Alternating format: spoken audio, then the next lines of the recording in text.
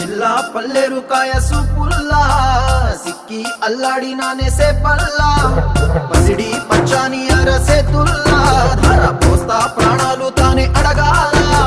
Sita కోకల్లే